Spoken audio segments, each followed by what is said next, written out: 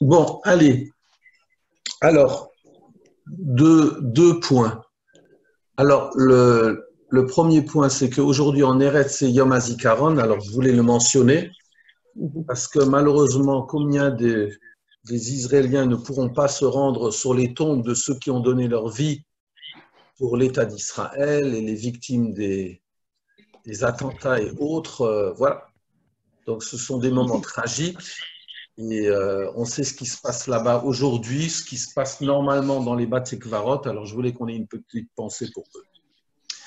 Alors, le deuxième point, c'est que je vais, le cours d'aujourd'hui, si vous le regardez, enfin, vous ne le regardez pas, vous ne le savez pas, mais il est long, je le ferai en 2 fois. Bonjour Laurence, d'accord? Donc, je le ferai en 2 parties, je continuerai demain. Bonjour. Voilà. Alors, peut-être si vous voulez éteindre vos micros. D'accord? Voilà. Est-ce qu'on éteint le micro? Oui, monsieur Pariente. Oui, bonjour Claude. Voilà, écoute, avant d'éteindre, tu me fais un sourire avec Rita? Voilà, Rita. Très bien, voilà, ça me fait plaisir. Allez, maintenant, on vous coupe la chic. Hein? Coupez, Voilà. coupez. Voilà. Il y a juste une personne d'entre vous. Laurent, tu es la capara? Tu me dis juste Pas de problème, si… pas de problème. Attends, Je j'attends t'entends juste que très les bien, je te parientés vois se… bien, on voit bien le texte. Voilà. Le texte, vous le voyez. Hein? Voilà. Laurent, si on ne m'entend pas, Oui, je te le signalerai. tu me le signales. D'accord? Voilà. Alors, je vous propose une réflexion que je trouve magnifique. Tiens, je commence tout de suite par une erreur parce qu'il y a une répétition dans le texte. Voilà la référence. On va parler de la Avodat Moler. Aujourd'hui, le problème du Moler.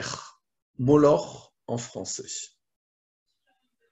Vous savez que ce Shabbat, on lira 2 sidrotes, Acharimot, donc la problématique de Kippour, notamment dans la première partie, les mariages interdits dans la deuxième partie, et Acharimot, et ensuite Kedoshim, tout ce que l'on exige, excusez-moi, il y a encore, voilà,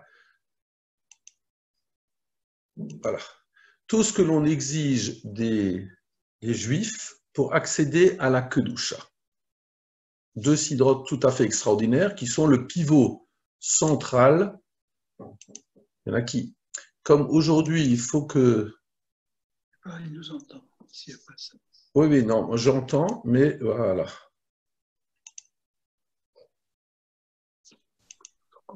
C'est bon? D'accord. Alors, début de la Sidra, ou plutôt, il y a 2 ou 3 lieux où on parle de Molor. Je vais l'introduire par un passage dans Dvarim. Dans Dvarim, il est dit Ki ataba el haaretz asher Hashem Elokecha noten lach. Lo tilmad la'asot ketoevot hagoyim hahem. Lorsque tu pénétreras, donc je suis en Eretz Israël, qu'Hachem me donne, tu n'as pas à apprendre à agir comme les abominations des nations qui étaient là-bas. Il ne doit pas se trouver parmi toi quelqu'un littéralement qui fait passer son fils ou sa fille par le feu, ou des gens qui font des sortilèges pour connaître l'avenir. Ou des gens qui interrogent Pythonis, ou qui se tournent vers les morts pour qu'il y ait une prédiction sur l'avenir. Tu n'as absolument pas à le faire. Parce que c'est une abomination pour Hachem que celui qui agit ainsi, ou biglal atoevota ele, Hachem Elokecha morishotam ipanecha. Et c'est suite à ces abominations qu'Hachem, ton Dieu, les dépossède devant toi. C'est incroyable.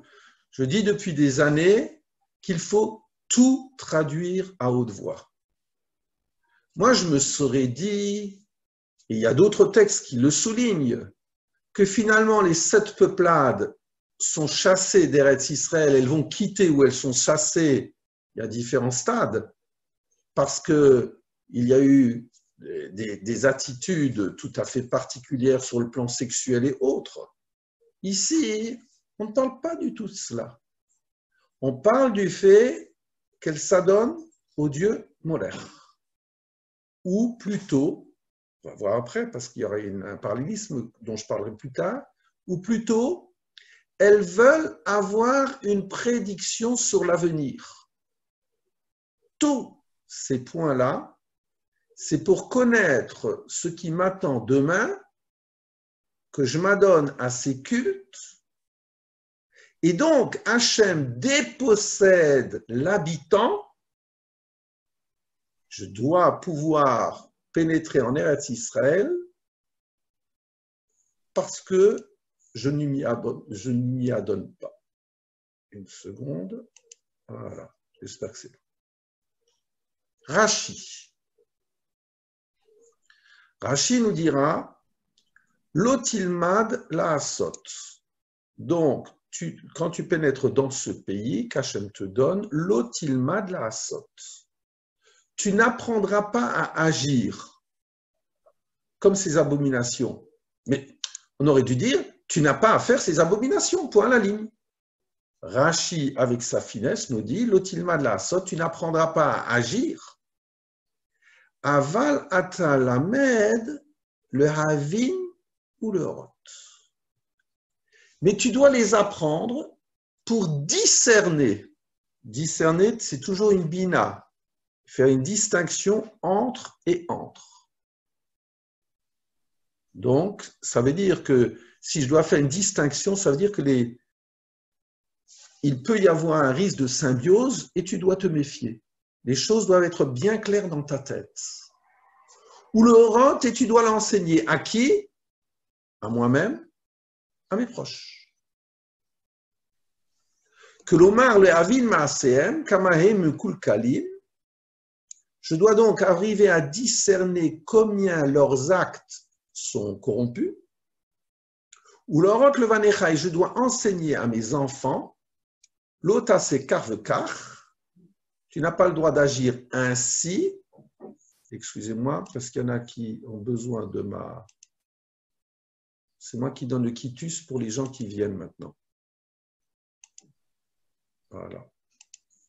Oui. Et donc, je dois enseigner à mes enfants, tu n'as pas à agir ainsi. Pourquoi?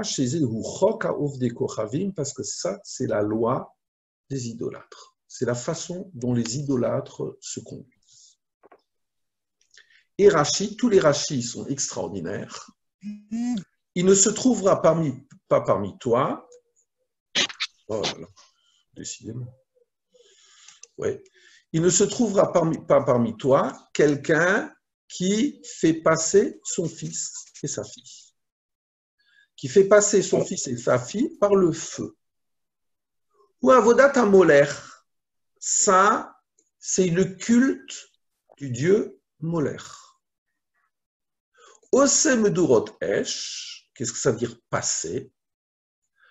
On faisait des colonnes de feu, des faisceaux de feu, mikan, d'un côté et d'un autre côté, ou ma'aviro ben shneem, et on faisait passer un enfant entre les deux.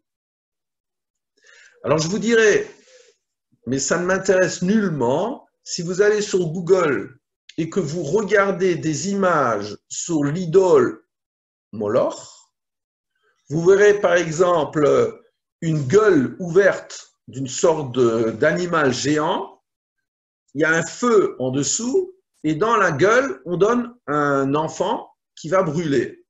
L'image tout à fait classique. Pour les Chachamim, en réalité, ce n'est pas comme ça que ça se passait. Pour les Chachamim, il y avait 2 colonnes de feu, et on fait passer un fils, et on le récupère. Quelle est la signification? On va y réfléchir. Kosem Ksamim. Donc, j'ai fait un amalgame de tous ces interdits. C'est quoi Kosem Ksamim? Ezum Kosem. Aochezet Maklo ve Omer. C'est quelqu'un qui ne sait pas comment trancher. Et donc, il prend son bâton, le bâton qui normalement me soutient, et il dit Imelech imlo emlech. Ça veut dire, si le bâton il tombe à droite, je vais là. Si le bâton tombe à gauche, je vais là. Ça, c'est Kosem. Vechenu Omer, de la même façon, Ami be'elso yishal ou maklo yagidlo. Ça veut dire, mon peuple, c'était une condamnation du peuple d'Israël. Mon peuple qui s'interroge sur des conseils, ou sur des. Il y a un jeu de mots ici, ou Maklo Yagidlo, et c'est son bâton qui lui dit quoi faire. Ça veut dire c'est une critique violente du peuple d'Israël où à un certain moment, il ne savait plus comment trancher, et donc il a utilisé le hasard pour trancher une problématique. Comme si je pouvais m'adonner au hasard pour trancher une vérité de vie. Ça, c'est Ksamim. Rashi est extraordinaire, parce qu'en réalité, Kosem Ksamim, on aurait pu dire, c'est l'idolâtre d'en face. Pas du tout. Pas du tout. Rashi, pourquoi il amène un passouk ici? C'est une problématique qui peut parfaitement toucher le peuple d'Israël, comme d'habitude. Meonen, qu'est-ce que c'est donc Kosem Ksamim Meonen. Qu'est-ce que ça veut dire? Tu n'as pas le droit d'être Meonen. Ragibi Akiba Omer, Elu notne onot, chez Omrim onat pluni, yafa le atril. Alors, onen, il y a une marloquette entre Rabbi Akiba et les Chachamim. Rabbi Akiba nous dit, ce sont ceux qui pensent qu'il y a des bons moments. Elu notne onot, chez Omrim ona plunit, ce moment-là est favorable pour commencer. Voilà. C'est-à-dire que tout ça, ce sont des problèmes de hasard. Je laisse le hasard pénétrer dans ma vie et donc je joue un tirage au sort pour savoir si le moment est favorable ou non. Ça sera cela, Meonen. Les Chachamim nous disent non, Meonen, c'est Elu Ochazeha Enayim, Onen, Enayim, ce sont ceux qui font du passe-passe. Ou Menachesh, et vous voyez bien que c'est tout a l'air parallèle, Menachesh, le nichouch, traduit aussi par la sorcellerie, en réalité, Pito nafla mipiv, le pain est tombé de sa bouche, Tzvi hifsiko baderer, j'ai vu un cerf qui a traversé mon jardin, Maklo nafa miyado, où le bâton est tombé de ma main, donc je réalise cette affaire ou je ne la réalise pas. Voilà. Ça veut dire à partir du moment, on me raconte à propos de mon grand-père, je ne sais pas s'il le faisait, dès qu'il voyait quelqu'un dans la rue qui avait une bosse, alors en yiddish, il disait il a un hoiker, il voulait absolument toucher cette bosse et il disait c'était une bonne journée. Bon, c'est un dicton en yiddish, voilà. Donc tous ces trucs-là, c'est sûr que je n'ai pas le droit de m'y adonner. Une seconde. Voilà. Bon, je continue. Rashi, sur le verset 12, Ki toavat Hashem kolosé ele, c'est une abomination pour Dieu, tous ceux qui agissent ainsi. Kolosé ele, Rashi attentif, il précise. Ose kol ele lonémar. Il n'est pas dit, c'est une abomination pour tous ceux qui font tous ces gestes, c'est pas ce qui est dit, mais elle a kol ose ele. C'est une abomination pour celui qui agit ainsi. Afilu achat mehem, même si c'est un de ces actes, c'est déjà totalement répréhensible. Comment s'achève cette partie-là? de la Sidra, enfin de la Sidra dans Dvarim, Tamim Ti'im Hashem Elokecha, tu dois être tam, tu dois être intègre avec Hashem, ton Dieu. C'est quoi? Tamim Ti'im Hashem Elokecha, Rashi, Hitaler imo bitmimut. Tu dois marcher avec lui de façon. Il y a chaque fois des gens. Ouais, bon. Très bien. Alors, donc, une seconde que je retrouve Rashi. Hitaler imo bitmimut. Tu dois marcher avec lui dans l'intégrité. Ou te tsapelo. Et tu attends de lui ce qu'il doit faire, c'est-à-dire que, mais en relation avec ton attitude. C'est ça la règle. Velotarkor acharatidot, surtout ne scrute pas, n'interroge pas le futur. L'horoscope, on le laisse, surtout qu'il est faux. Et la kolma sheyavo alecha kabel bitmimut. Mais ce qui t'arrive dans la vie, accepte-le bitmimut avec intégrité, et alors, il faudrait le mettre en gras, tu seras avec Hachem ou le chelko et tu seras en partage avec lui. Comme si quelque part, il y a une opposition fondamentale entre ces attitudes-là, sur lesquelles on va réfléchir, et le fait d'être tamim ti'im Hashem Elokecha, d'être intègre avec Hashem. Le Rashbam nous dit, tamim ti'im, oui, tu seras intègre. Ou mimenu tidrosh, et c'est Dieu que tu dois interroger.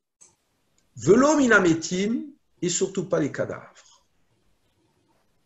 Ou le fille qui menaçait Akadosh Baruch Hu, Bam et Israël, Nathan Koach, Beruach Hatuma, le Hagid Api Aseirim. Et donc, mais alors pourquoi, comment ça se fait que j'interrogerai ces morts ou par tous ces sortilèges? En réalité, c'est Hachem qui t'éprouve, toi Israël, parce qu'il a donné la force à un esprit, entre guillemets, d'impureté pour dire des choses. Alpi Aseirim, c'est un sujet en tant que tel, je ne vais pas le développer maintenant, à travers les boucs. Très intéressant. L'histoire des boucs, bon, ce serait un sujet en tant que tel avec Rav Soloveitchik. L'histoire des boucs, c'est l'histoire de Kippour, naturellement. J'ai toujours l'habitude de dire que le moment crucial de Kippour, c'est le moment de la sieste, entre guillemets, c'est-à-dire c'est le moment de Moussaf. Dans l'histoire de Moussaf, on prend deux boucs. Il y a un bouc qui aura une fin tragique, Azazel, et l'autre bouc, après la Shrita, son sang sera apporté dans le Kodesh HaKodashim, dans le Saint des Saints. Et le Rav Soloveitchik nous dit que c'est ça le moment fondamental de Kippour. Pourquoi des boucs? Parce que Seir, c'est Sehar, le poil. Le poil comme Esav d'ailleurs, qui aura le pays de Seir. C'est-à-dire, c'est le problème du Mektoub.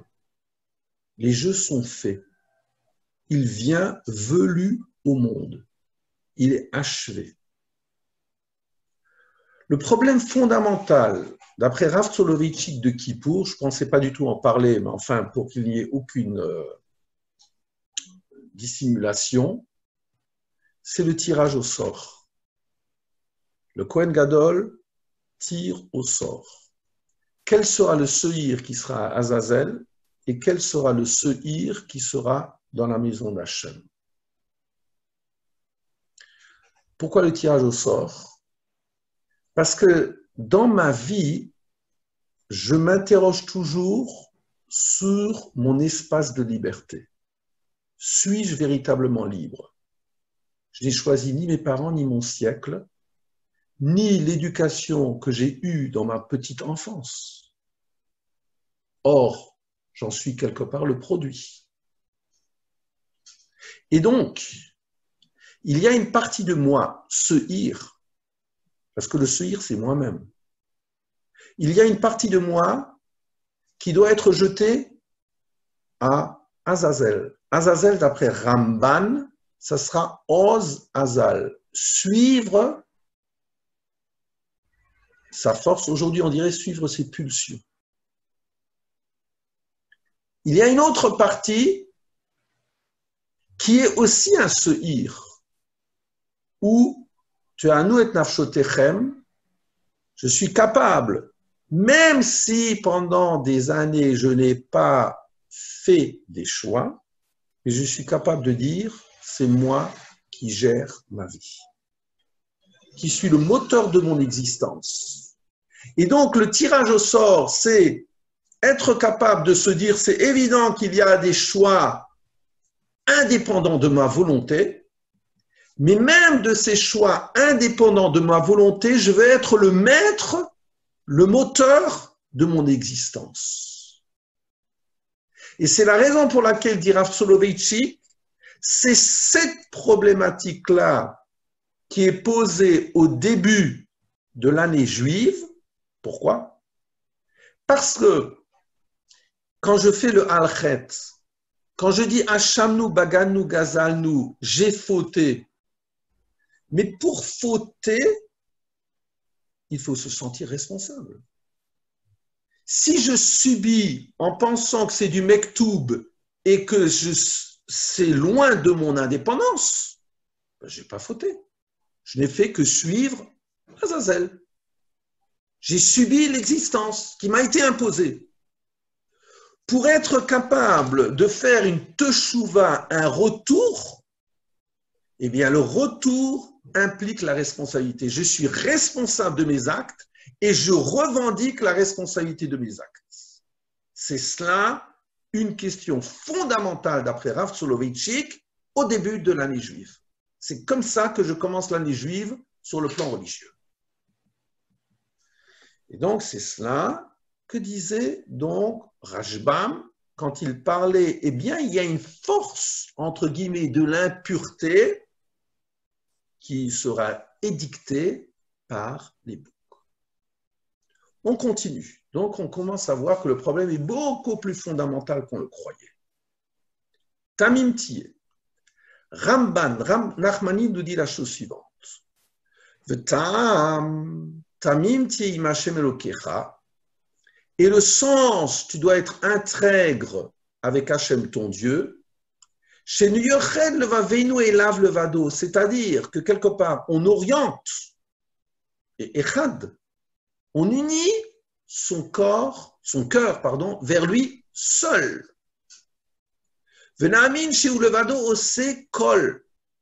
Claude, ton propos est très assuré, là, on n'entend pas bien. Pardon? Le propos est assuré, on n'entend pas très bien. Il doit y avoir un micro ouvert. Il y a un micro ouvert? Je ne sais pas. Oui, j'entends pas. Alors, éteignez vos micros, parce que je n'ai pas du tout changé de position. Tu fais bien de faire la remarque, mais je n'ai pas changé de position. Hein? Oui. Alors, une seconde, je vais fermer une fenêtre, peut-être qu'il y a un bruit extérieur, une seconde.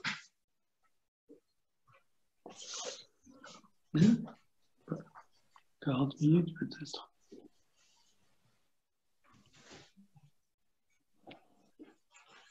Voilà. Alors, donc, Ramban nous dit, nous et lave le vado, que nous orientons notre cœur vers lui seul. Et que nous ayons confiance dans le fait que c'est lui qui agit seul. Et c'est lui, Dieu, qui connaît la réalité du futur. Et c'est de lui seul, c'est à Hachem seul qu'on l'interroge pour le futur. À savoir que ça veut dire qu'on l'interroge lui, Mineviav, c'est-à-dire à travers ses prophètes, O me'anshe chassidav, o me'anshe chassidav, ou de ses dévots, Rotsoni lomar, je veux dire, Urim vetumim, à travers le pectoral. Et surtout, velonidrosh, mais hovre shamayim velomizilatam. Et on n'a surtout pas interrogé ceux qui spéculent dans le ciel et les acolytes. Voliniftar sheviaou divrehem alkol panim. Et surtout, qu'on soit persuadé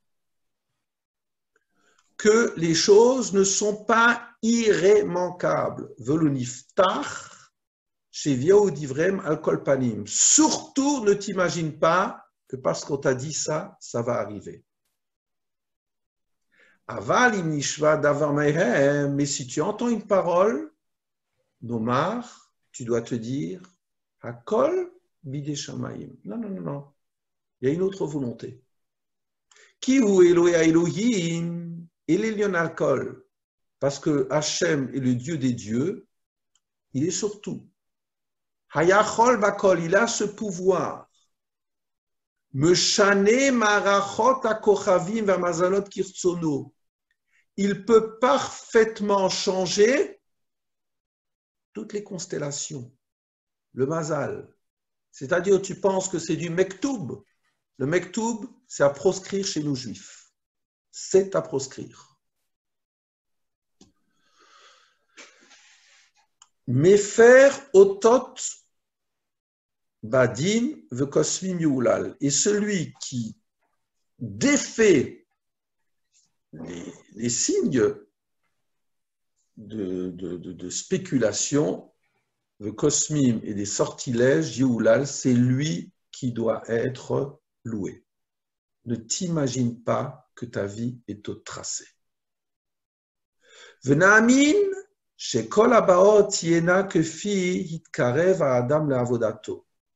Et que nous ayons confiance que ce qui nous arrive, ça peut être aussi en fonction de la proximité de l'homme vis-à-vis de son créateur.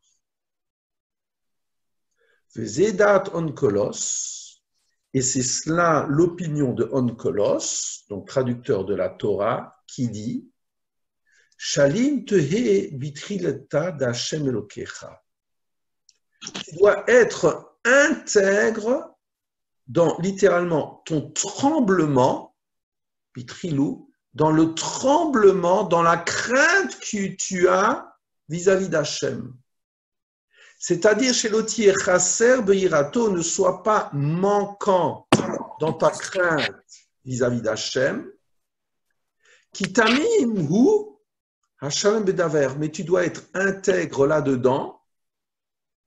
C'est-à-dire quoi? Que Moshe Tamim, comme on voit l'agneau qu'on devait prendre Tamim pour le Korban Pessah, Shen Bo Moum, Feshum Chisaron, il ne devait pas avoir de défaut. D'accord, il ne devait pas avoir de défaut. Eh bien, quand on te dit Tamim, comme le C Tamim, comme l'agneau pascal qui ne pouvait pas avoir de défaut, tu ne devrais pas être pris en défaut par rapport à la crainte que tu as d'Hachem. Qu'est-ce que ça veut dire que tu as cette crainte? Ça veut dire qu'en réalité, la relation que tu as vis-à-vis d'Hachem, eh bien, elle permet de briser tous ces mektoubs de l'histoire. Et Dieu sait s'il y en a. Et le Ramban termine en disant Vezo mitzvat assez.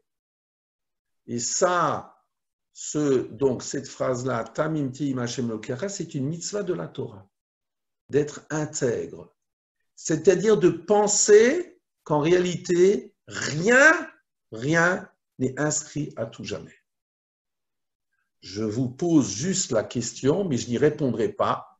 À chacun de faire le travail.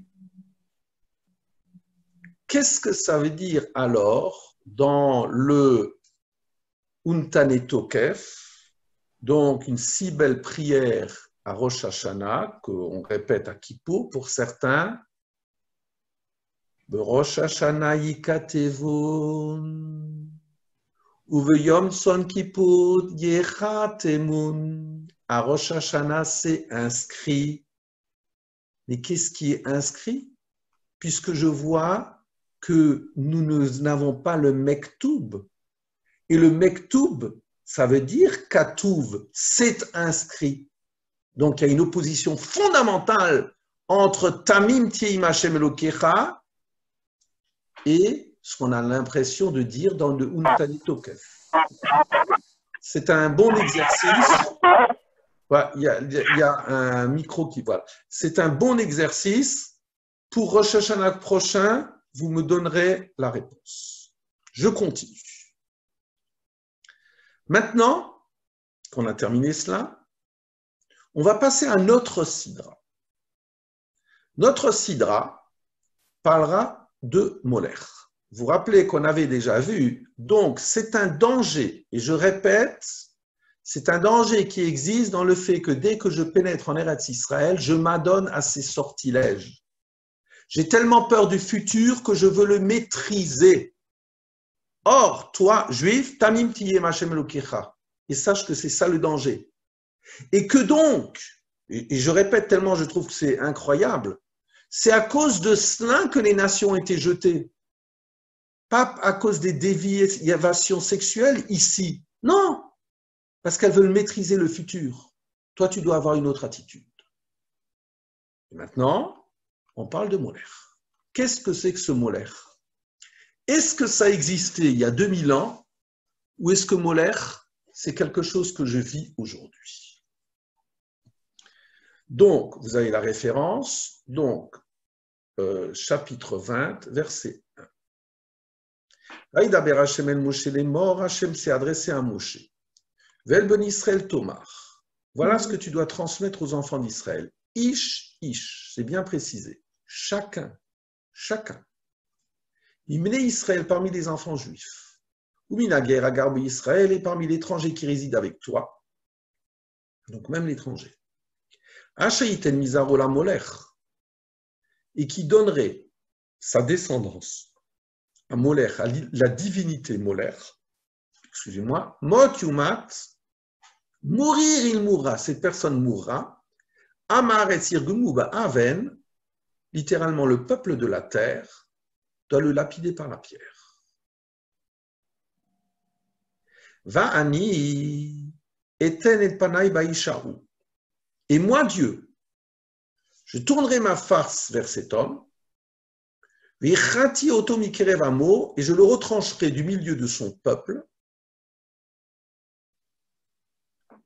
Kimizaro Nathan à Molech, parce qu'il a donné de sa descendance à cette idole Molech, le Man Tamed Migdashi, en sorte, je traduis mal, qu'il a profané mon Migdash, on verra ce que c'est, mon sanctuaire littéralement, ou le Chalel et Shem Kochi, et qu'il a évidé, vous m'avez assez entendu parler du Chilul, Hachem, dont je parlerai la semaine prochaine, et il a évidé mon nom de sainteté.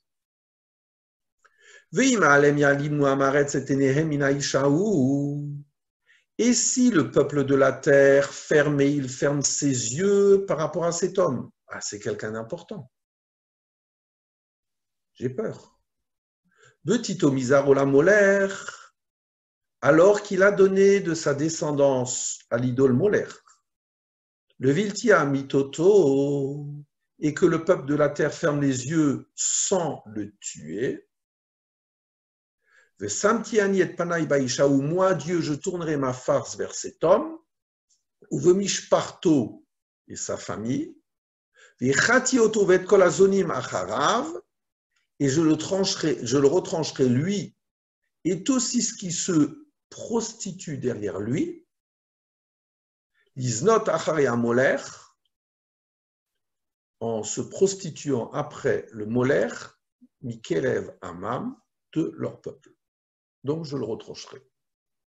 Zonim, juste une petite définition de Rav Shimshon Raphaël Hirsch, la prostitution, c'est le mazon, c'est quelque part de la nourriture.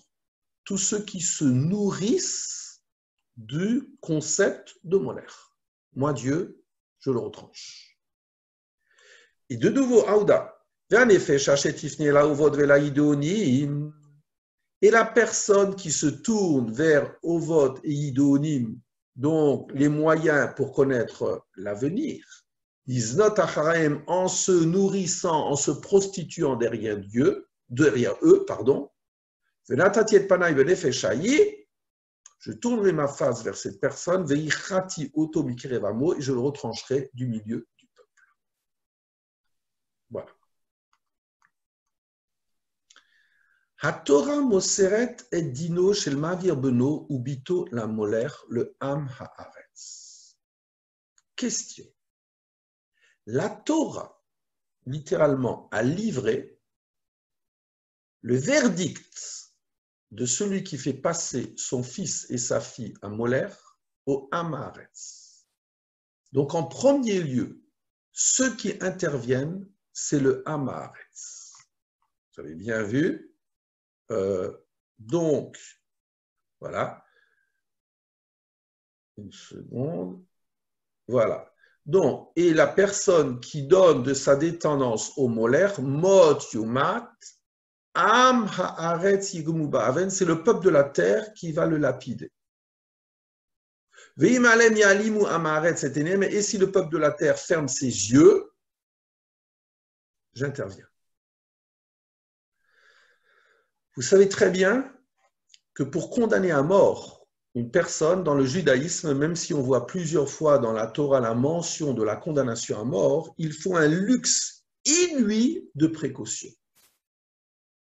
À plus forte raison, on se méfie des phénomènes de foule. Le judaïsme a horreur des phénomènes de foule. Alors comment ça se fait que ici, tout d'un coup, ceux qui interviennent, c'est le am haaretz. C'est ça la question. Alors, miou am haaretz, c'est qui ce peuple de la terre? Alors regardez quelque chose en gras, tellement c'est extraordinaire.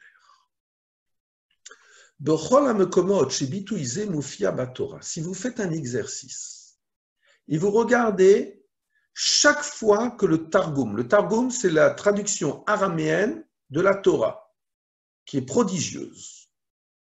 Et bien quand vous faites l'exercice et que vous regardez comment le Targum Onkelos a traduit Am Haaretz, partout dans la Torah, ça se dit Ama de Ara, le peuple de la terre. Traduction littérale de Am Haaretz. Chez Targum Miloli, et c'est ça la traduction intégrale. Partout, le Targum traduit Ama de Ara, sauf ici. Ve'ilu kan metargem Ama Bet Yisrael. Ici, le Targum dit Vi'im halem yan limu, et si le peuple de la terre ferme ses yeux, c'est qui Am Haaretz? Il dit Ama, le peuple, Bet Yisrael, la maison d'Israël. Voilà. Très étonnant. On reviendra là-dessus. Rashi. Mot Yumat. Alors, on avait vu dans le verset 2, Mot Yumat. Mourir, il mourra, le peuple de la terre le lapidera. Rashi, Mot Yumat, de Beddin. Donc c'est le Beddin d'abord qui intervient. Ça veut dire que le verdict, on a l'air de comprendre, que Mot Yumat, temps 1, c'est le Beddin qui fait son travail. Donc, il examine la situation. Est-ce que la personne était avertie? Est-ce que la personne l'a fait en connaissance de cause? Et donc, elle est condamnée à mort. Et là, temps 2, il y aura le am haaretz qui intervient. Donc, on voit bien qu'il n'y aura pas ce phénomène de foule dont je parlais avant. Il y a d'abord, temps 1, le Beddin qui intervient. Mais, le Beddin, si le Beddin n'a pas la force, très étrange, peut-être parce que c'est quelqu'un qui est haut placé. Amaretz Mesaïn Otan, c'est le peuple de la terre, le peuple du Beth Israël, qui doit l'aider, qui doit dire au Beth Din, il faut avoir le courage, tellement le problème est grave. Et Rashi, lui, s'écarte de Onkelos, il nous dit Am haaretz, il dira Am shebegino nivret haaretz. C'est le peuple pour lequel a été créée la terre. Quelle terre? Est-ce que c'est Eretz Israël? Est-ce que c'est la terre, le globe terrestre en tant que tel? Les lectures sont possibles. Am haaretz. Comme si quelque part la problématique est beaucoup plus large que cela. Première explication de Rashi. Deuxième explication de Rashi, Davar acher, Am she'atidi neresh et haaretz al yodei mitzvot halalu, c'est le peuple qui doit hériter, qui doit prendre possession de la terre par ces mitzvot-là. Le mérite de ces mitzvot-là te permettra de pénétrer dans le pays. Donc, Mefarshim, she'achilou ben haoseh befaresia, she'dinu ben hashamayim, ou ben haoseh betzina, she'dinu nimsach la shamayim, bidé Adam, excusez-moi, j'ai mal lu. Il y aura une distinction entre quelqu'un qui le fait de façon publique, et lorsqu'il le fait en public, celui qui prend les choses en main, c'est l'homme. Bet Din, suivi de Haaretz. Ou Ben Haoseh Betsina, ou quelqu'un qui le fait de façon isolée, de façon cachée, chez Dino Nimsar la Shamaim, ça c'est Hachem lui-même qui agira. Achnita le Faresh, chez Benosaf le Onej, chez Mitbatsea, Bo a lieu des Haaretz, Ma'ani Shoto Hachem, Gam Baolam Haba, ou Bachatat Nafsho, Mikerev Amo. Et toujours est-il, je ne vais pas refaire tous les versets, mais on voit que même lorsque la punition a été réalisée par le Haaretz, eh bien, il y a dans un temps T, plus, Hachem, qui intervient même au Olam Haba, Bachatat Nafsho Bikrev Amo, comme si cette personne va être retranchée de son peuple. Voilà. Donc, disparition physique et disparition spirituelle par rapport au peuple. Continuons. Phrase par phrase. Vani eten et panai baishaou. Et moi, Hachem, je tournerai ma face vers cet homme, et je le retrancherai donc du sein de son peuple. Eten et panai, qu'est-ce que ça veut dire? Je tournerai ma face. Rashi, qui n'aime pas les autres anthropomorphismes. Pnai sheli, mon temps. Pnai. J'ai le temps. En ivrit, on dit yesh pnai. Pone ani mikol asakai ve'osegbo. Je vais littéralement me détourner, moi Dieu, de toutes mes occupations pour m'occuper de lui. Tellement ce geste est grave. Pourquoi je dois me détourner de mes occupations pour m'occuper de cet homme-là? Qui misaro Nathan la molaire, parce qu'il a livré de sa descendance un molaire. La Gemara dans Sanhedrin nous dit le fichier Ma'amavir Beno Bitoba Esh. Précision. Dans notre texte, il est marqué celui qui livre son fils ou sa fille au feu. Ben Beno Ben Bito Minayin. D'où sait-on que la gravité incombe aussi à celui qui livre son petit-fils ou sa petite-fille? D'où sait-on que le verdict est le même? Talmud Lomar, qui mezaro Nathan la molaire, parce qu'il a donné de sa descendance à molaire. D'accord. Donc ça veut dire que le verdict est identique pour celui qui donne un petit enfant. Zera pasul minayin. Et maintenant, si quelqu'un a fait un mariage interdit et il a un enfant et il livre cet enfant à cette idole, est-ce que le verdict sera le même? Zera pasul minayin. D'où sait-on que si la descendance n'est pas, entre guillemets, correcte, d'où sait-on que le verdict sera le même? Talmud Lomar, Betito, Mizaro, c'est ça les redondances, il a livré de sa descendance à Moler. Tellement c'est grave. Personne n'y échappe. Et Rashi continue, le Man Tamed Migdashi, et regardez ce Rashi, maintenant il va commencer à aider un élément, de sorte que cette personne-là, en faisant ce geste, impurifie, rend impur, et Dieu sait si j'aime pas cette expression, et Migdashi, ben spontanément je traduis mon sanctuaire. Rashi dit pas du tout, c'est pas cela la traduction. Il dit et Knesset d'Israël. Hachem, pas Hachem, cet homme-là, en ayant cette attitude, rend impure la communauté d'Israël, Shehi Mekudeshet Li, qui m'est consacrée. Incroyable ça. Ça veut dire que comme il y a un mariage entre la Knesset Israël et le Ribono Shel Olam, ce mariage que nous allons célébrer par la lecture de la K'touba en bon sfarad le jour de Shavuot, n'est-ce pas, monsieur Armand Pariente? Chez les Sfaradim, au moment où on sort le Sefer Torah le jour de Shavuot, on lit la K'touba. Jean-Bernard, c'est toi qui as écrit la K'touba, qui l'a orné, j'espère. Voilà, on lit ce texte-là. C'est véritablement un mariage.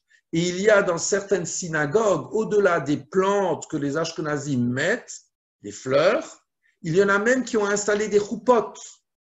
Et qu'au moment où on lit les Aseret Adibrot, on est sous la choupa. Voilà. C'est véritablement un mariage.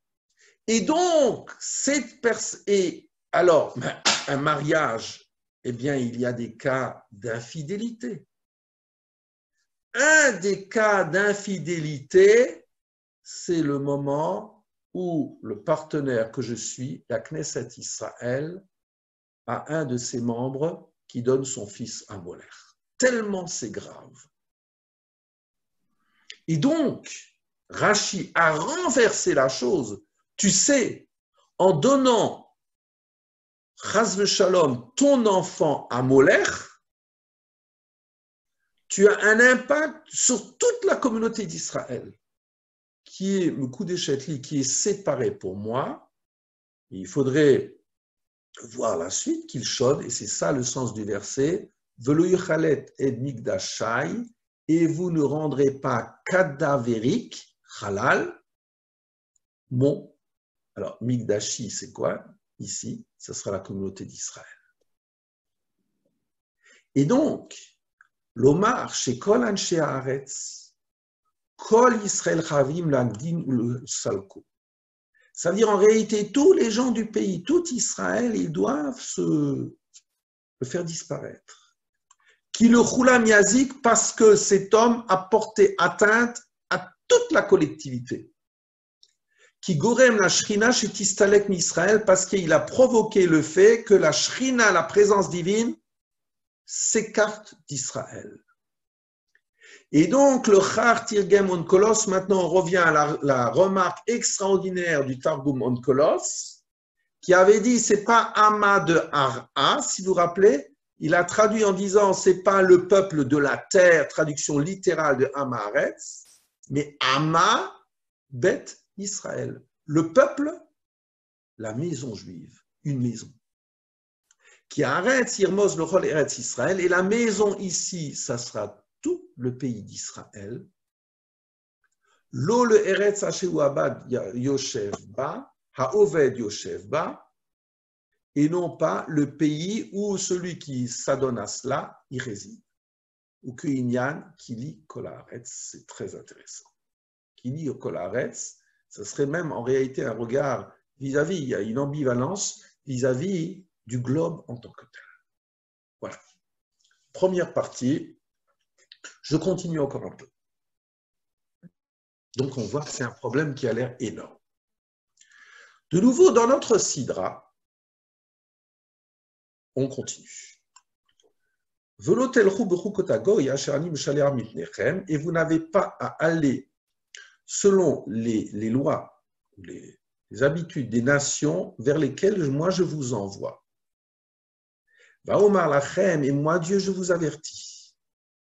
Atem tirshu et admatam. Vous allez déposséder leur terre. Et moi, je vous la livre pour en prendre possession. J'ouvre et je ferme la parenthèse. Vous voyez bien que Tirshu et la Réchette sont très proches, ce sont les mêmes mots. Mais ça veut dire que Tirshu, c'est dépossédé, Rach, c'est un pauvre, et la Réchette, c'est un hérité. Vous avez une proximité, j'adore le Lashon HaKodesh, vous avez une proximité entre le mot dépossédé et le mot hérité, qui est l'opposé naturellement. Et donc, on continue dans ce passage. Faites attention là où je vous envoie. Et vous devez distinguer entre la bête pure et la bête impure. Après, vous devez être à moi que Doshim, séparé, qui Kadosh, parce que séparé, Ani Hashem, je suis Hashem. Va'avdi letrem mina amim liotli, et je vous distingue des nations pour être à moi. Rashi. Va'avdi letrem mina amim liotli, je vous distingue pour être à moi. Im atem uvdali mehem, si vous arrivez à faire ces distinctions, vous êtes à moi. Le peuple juif doit être un peuple distingué parce qu'il distingue. Ve'im lav, mais si vous ne faites pas de différence, eh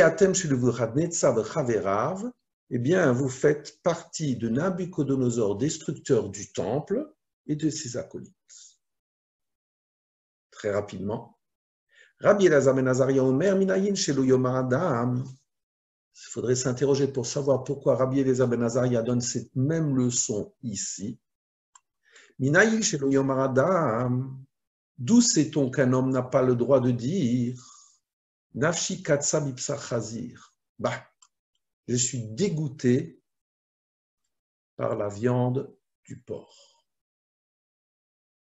Iafshi lilgod kilaim, mais j'ai surtout pas envie de porter des kilaim, des mélanges hétérogènes.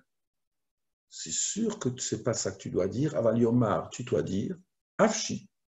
Mais j'ai parfaitement envie de manger ceci ou cela. Ou maïsé, mais que puis-je faire? Va'avi shebashem gazar alay, c'est un décret d'Hachem. J'ai parfaitement envie de manger telle et telle catégorie de nourriture, j'ai parfaitement envie de m'habiller de kilaïm, c'est le ribono shel olam, et surtout ne pas dire que c'est parce que c'est mauvais. Chas v'shalom, le goy se porte aussi bien que moi, mais en réalité, décision divine. Talmud lomar, va'avdi letrem mina'amim liotli, parce qu'Hachem a déclaré, et je vous distingue, je vous sépare pour que vous soyez à moi, que vous vous sépariez pour moi. Pour Mina Avera, tu t'écartes de ce qui est pour toi une faute et tu acceptes le joug divin. Voilà. Alors, je vais commencer une réflexion là-dessus maintenant. C'est quoi ce molaire? On voit que c'est tellement grave et que ça a des répercussions énormes, que le pays, l'habitant sera dépossédé, toi tu en prends possession, mais avec le risque qu'on te vide aussi. Et Rav Shimshon Raphaël Hirsch posera les questions sur le verset ou Mizarachal le titan de Havir la molaire, et de ta descendance, tu ne la livreras pas à molaire, et tu n'as pas le droit de profaner, d'évider le nom d'Hachem, ton Dieu, Ani Hachem. Rav Shimshon Raphaël Hirsch, ou Mizarachal le titan, de ta descendance, tu ne donneras pas. Mais Sanhedrin Barour, de la Gemara de Sanhedrin, il est clair. Chez Moler, Lav Avodazarahi. Que l'idole Moler n'est pas de l'idolâtrie. Ça n'a rien à faire avec l'idolâtrie. Tiens. Ve'od nidbaer sham. Et de plus, la Gemara de Sanhedrin Samordalot nous dit chez Avodat HaMoler kolelet netina ve'havara. Que le culte de Moler comprend deux gestes. Je donne et je fais passer. Netina hi mesira la Moler. Donner, c'est-à-dire je le confie à cette idole. Mesira ta yeled la kohané à Moler. Et donc je confie cet enfant à qui? Au serviteur de cette idole. Ve'ilu ha'avara, deuxième geste, faire passer, hi ha'avarato ba'esh, et le faire passer dans le feu. Ou le da'at Rambam, et après je récupère l'enfant. Je reprécise. Ou le da'at Rambam, et d'après Maïmonide, dans Yilchot Avodah Zara, haya ha'av choser, ou me kabel et ha'yeled mikohané ha'molech, ou ma'aviroto ba'esh. Le père, donc, l'a livré un temps le processus au prêtre du molaire, qui le lui rende, et donc, d'après Maïmonide, le père reçoit de nouveau dans ses bras son enfant, ou Ma'avir Oto Ba'esh, et c'est lui qui le fait passer dans le feu. Passage et retiré. Comme si c'était un rite de passage, si je puis m'exprimer ainsi. La différence que veut mettre Rav Shimshon Raphaël Hirsch en exergue, c'était qui réalisait ce rite de passage. Est-ce que c'était les prêtres qui, eux, faisaient les deux gestes, c'est-à-dire le père donnait aux prêtres et les prêtres faisaient le passage entre les faisceaux de feu, ou bien en réalité, non, tant je donne aux prêtres qui me le rendent, et d'après Rambam, ou Ma'avir Oto Ba'esh, c'est le père qui réalise ce geste. Ça veut dire quoi? Tiv ha'avara lonid ba'er bevadaout. La nature de ce passage n'est pas très claire. Mikol makom enzo srefa, mais c'est sûr qu'il ne s'agit pas de brûler l'enfant. Enzo efo ota avodata moler. Hashegura bilshon idiot, ce n'est absolument pas cela le culte du moler qui est tellement usuel dans la bouche des gens qui ne connaissent pas nos textes. Premier point. Od darshu milashon mizaracha velo kol zaracha. Deuxièmement, la Gemara là-bas dans Sanhedrin nous dit, tu sais, c'est un homme qui donne une partie de sa descendance, mais pas qui livre toute sa descendance. Voilà les mots de Rav Hirsch. Enhu chayav ela inkin masa miktsat banav le moler ve'virotam ba'esh. Il n'est coupable que s'il a livré qu'une partie de ses enfants à cette idole et qu'il les fait passer dans le feu. Achimevir kolbanav. Mais s'il fait passer tous ses enfants, O et beno ayochido, ou s'il fait passer un enfant unique qui n'a pas d'autre enfant, hareze patour. Là, il n'est pas passible de mort. Quelle est la logique? Moi, j'aurais peut-être dit le contraire. J'aurais dit que c'est quelqu'un qui, pour X raisons, on ne connaît pas encore les raisons, il livre toute sa descendance à ces divinités, eh bien, à plus forte raison qu'il en mérite les, entre guillemets, les bénédictions. Pas du tout, nous dit la Gemara. Ce n'est pas quelqu'un qui est fou. Ce n'est pas du tout quelqu'un qui est fou. C'est quelqu'un qui sait parfaitement ce qu'il fait. Il livre une partie de sa chair, enfin de ce qui lui est plus cher, à un enfant. Pas tous. Et donc, Od, troisième point, l'orakav chayag albeno, et ce n'est pas que le père qui serait coupable en livrant son fils, et la gamme hasav al nerdo, mais même le grand-père vis-à-vis de son petit-fils, adam aliot seyorecho, et tout homme par rapport à sa descendance, troisième, quatrième génération.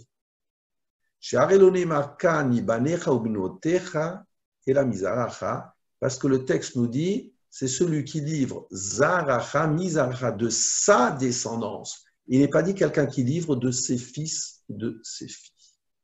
Voilà. Je vous propose d'arrêter maintenant, parce que il y a toute la suite du texte, où maintenant il va commencer à nous dire qu'est-ce que c'est que Moler, et en quoi ça me concerne aujourd'hui. Est-ce qu'il y a des questions?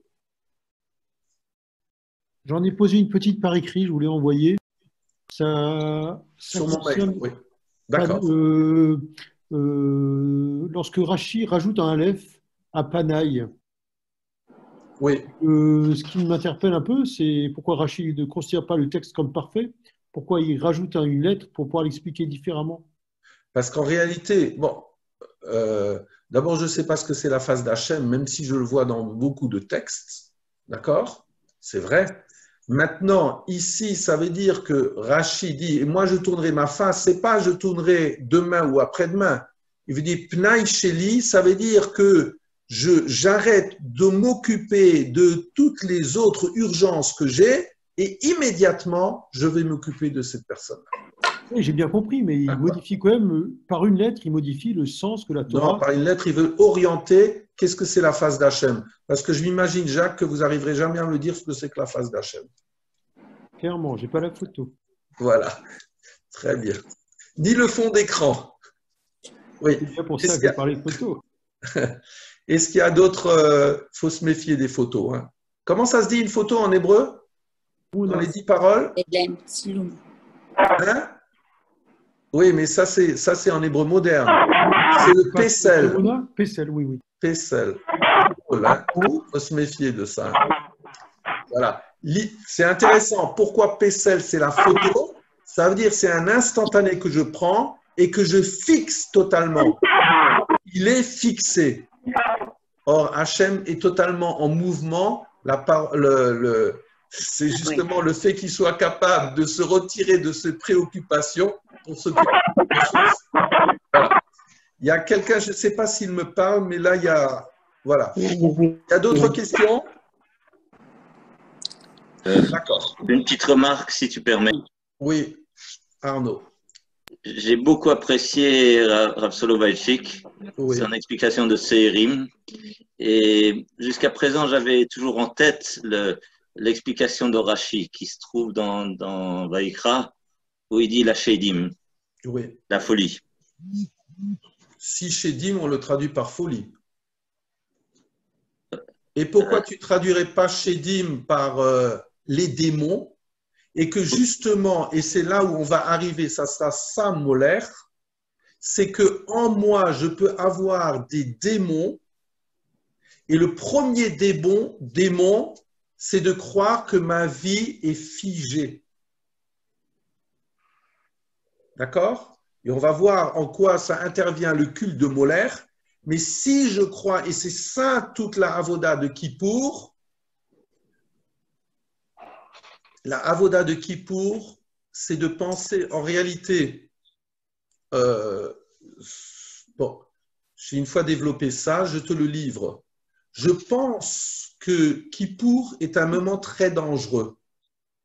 Très dangereux parce qu'on risque de se perdre dans sa teshuva. À savoir, je fais teshuva sur quoi? Est-ce que Est-ce que je fais teshuva sur mes fautes, comme cela a l'air d'être scandé par les halchet, ou est-ce que la teshuva consiste d'abord, la chouve, à revenir sur le fait que j'ai quitté. C'est-à-dire que ce sur quoi je dois pleurer à Kippour, ce n'est pas sur telle et telle faute, mais c'est sur le fait que j'ai brisé une proximité, que je me suis écarté de cette source-là. Lorsque il y a une infidélité qui est faite dans un couple et que le rabbin, ça m'est arrivé. Le mari, il déclare, j'étais infidèle, je suis allé avec telle et telle personne, mais voilà. Et j'en suis désolé. La femme, elle lui a déclaré, tu sais, je ne t'en veux pas tant dans le fait que tu sois allé avec une maîtresse, mais je t'en veux totalement parce que tu étais écarté de moi. Ce sont deux choses très différentes. Je reviens à Kippour, et je m'appuie un peu sur Rav Adin Steinsaltz, c'est la même problématique. À force de dire Al-Khed Shechatanu Lefanecha Beni Vulpe, pour la faute que j'ai faite en rendant cadavre ma bouche et que je pense peut-être à telle et telle occasion j'ai menti, ce qui est peut-être indispensable, mais ce qu'il manque, c'est comme les deux oiseaux de la Tsara'at, dont on a parlé hier en aparté, c'est-à-dire que j'apprenne à parler, que j'apprenne à garder le silence, mais que j'apprenne à parler, c'est-à-dire positivement, que je ne dois pas, le halchet, ce sont mes déchéances. Mais où est ton côté positif là-dedans? Comme si quelque part dans la teshuva, c'est la chouve. Où est ma maison? C'est ça que je dois vivre. Où est ma maison? C'est de continuer le travail de Rosh Hashanah. Et c'est pour cela que Rosh Hashanah, bon, c'était un shiur que j'avais donné. Pourquoi, question classique, pourquoi Rosh Hashanah précède-t-il Kippour? Normalement, le vendredi après-midi, je vais à la douche et j'accueille le Shabbat. Donc, il était logique de faire Kippour avant Rosh Hashanah. D'accord? Je me nettoie, je vais au mikvé et ensuite je célèbre Rosh Hashanah, j'accueille le roi. Pourquoi l'inverse? Réponse, c'est qu'à Rosh Hashanah, il y a aussi une teshuva. Rosh Hashanah, c'est la teshuva vers mon lieu d'origine, vers ma source. Quelle est ma source dans ma vie? C'est ça mon interrogation. Et alors là, Kippour, ça sera les saletés que je fais durant l'année. Ce qui est vrai, ce qui est indispensable. Alors, on me dit, mais Kippour est beaucoup plus grand que Rosh Hashanah. Yesh Ladoun. Yesh Ladoun. Les objectifs sont totalement différents. Rosh Hashanah, c'est le retour à ma source, à ma maison. Oui. Et Dieu sait si, je dis toujours, que la seule maison qui est toujours ouverte à un homme, c'est la maison de ses parents. Ce n'est pas le cas avec les autres personnes. La maison de ses parents, à 2 heures du matin, on toque à la porte, Baruch haba. C'est ça mon problème de Rosh Hashanah. C'est une autre tchouva. C'est la ahava du retour.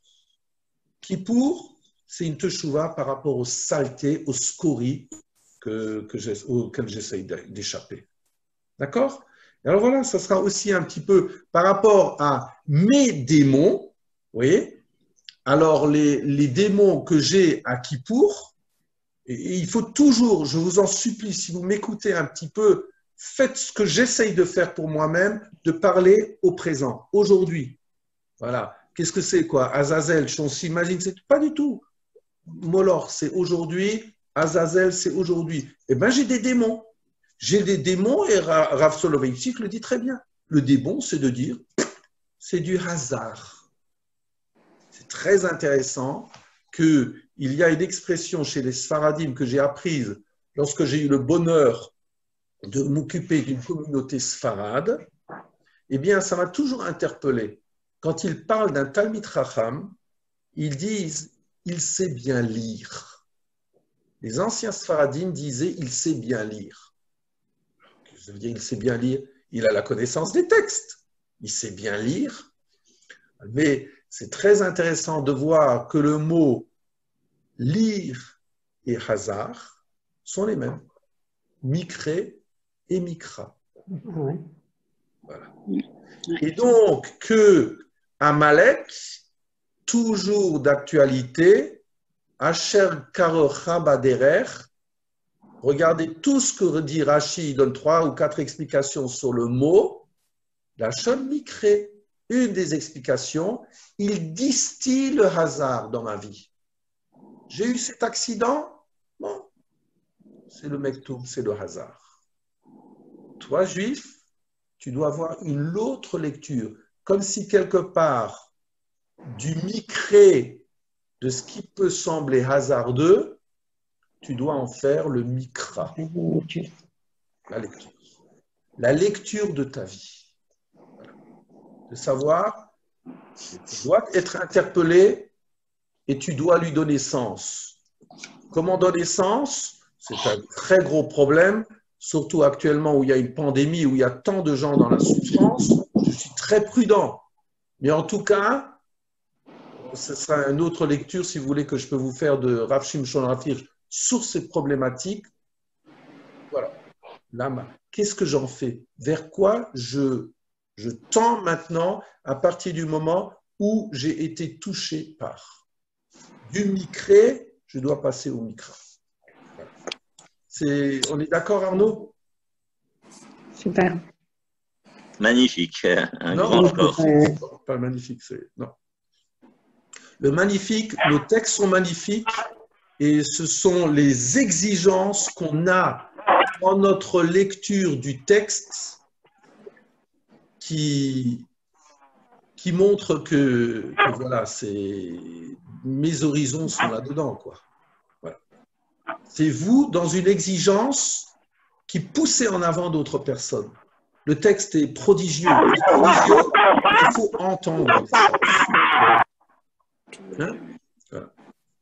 Si on a encore, bon, parce que comme je veux continuer jusqu'à Shavuot, en tout cas le cours, si vous voulez, je vous ferai une fois un Rav Shimshon Rapir sur ce sens-là, ce qui se passe. Hein? Il faudra me le rappeler. D'accord? Voilà. Bon. Est-ce qu'il y a encore d'autres réflexions? Monsieur Baruch David, vous, je vous vois, vous avez un visage sympathique. Vous habitez où? Ashdod. J'entends pas. Ashdod. J'ai pas compris. Mon micro ne marche pas. Ah, votre micro ne marche pas. Alors, vous êtes vraiment modeste. Hein? Voilà. Et, je suis de Châlons en Champagne et j'allais à Reims. À Reims? Mais j'étais rabbin à Reims pendant 5 ans. La famille David de Châlons. Vous êtes de Châlons? Oui. Eh bien, je ne savais même plus qu'il y avait encore des juifs à Châlons. Oui, encore. Et je suis un grand ami des Noshimovski. Ben, Noshimovski, c'est mon genre. Je sais. Ouais, je sais. Très bien. Voilà. Je vous ai connu. Très bien. Et j'ai fait mon alia il y a 19 ans. Vous avez fait votre alia à 19 ans. Et vous, voilà. Et vous voyez mon gendre? Shaouli et Daniel? Je les connais très bien, Pierre est un grand ami. Et Diva. Bon, alors vous pouvez donner le bonjour à ma fille de ma part. D'accord. Allez, on va arrêter là.